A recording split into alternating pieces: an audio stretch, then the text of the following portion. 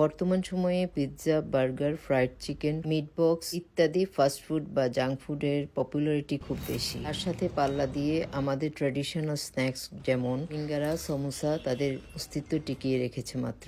আগে সকাল 10টা-11টায় চায়ের সাথে সিঙ্গারা, সমোসা কিন্তু মাস্ট হ্যাভ। আমি কিন্তু যতদূর পারি ঘরেই এটা তৈরি করার চেষ্টা করি। মাঝে মধ্যে খেতে কিন্তু ভীষণ ভালো লাগে। যেহেতু বিফ সমোসা বানাবো সেজন্য এর ফিলিংটা তৈরি করে নিচ্ছি। তেলের মধ্যে পেঁয়াজটা লাল করে তাতে আমি গ্রেটেড কিছু ফুলকপি দিয়ে ভেজে নিব।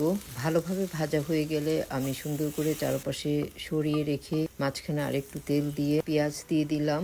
বিফ কিমাটাকে আমি আগে থেকে মাংসের সব স্পাইস দিয়ে ম্যারিনেটেড করে রেখেছিলাম। এবার তা পেঁয়াজের সাথে মিশিয়ে ভালো করে ভেজে নিব।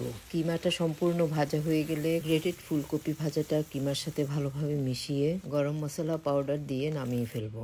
আমাদের লোকাল হোটেলগুলোতে সমোসার ফিলিং এর ভেতর এক ধরনের মুচমুচে জিনিস মুখে পড়ে, যেটা খেতে খুব ভালো লাগে। আজকে আমিও সমোসার ভিতর সেই ক্রাঞ্চি জিনিসটা দিব। সেজন্য সমোসার শীটটা কাটার সময় যে বাড়তি অংশটুকু থাকে সেটা আলাদা করে ভেজে নিব। এবার ক্রাশার দিয়ে এগুলো ভালো করে গুঁড়ো করে নিব এবং কাঁচা পেঁয়াজ ও কাঁচা মরিচের সাথে একটু মেখে নিব। এটা কিন্তু এমনি এমনি খেতে অনেক মজা। এবার তা কিমার ফিলিং এর সাথে সুন্দর করে মিশিয়ে নেব। এইটা কিন্তু সমোসাটাকে অন্যরকম মজা করে তোলে।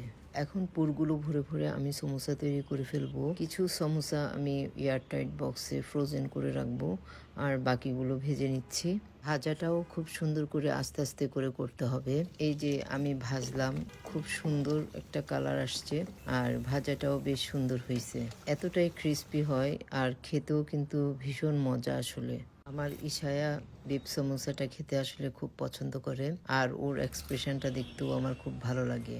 এত পারফেক্টভাবে বানাতে পারলে আসলে আর কিই বা লাগে, যে কেহ ইমপ্রেসড হবেই হবে।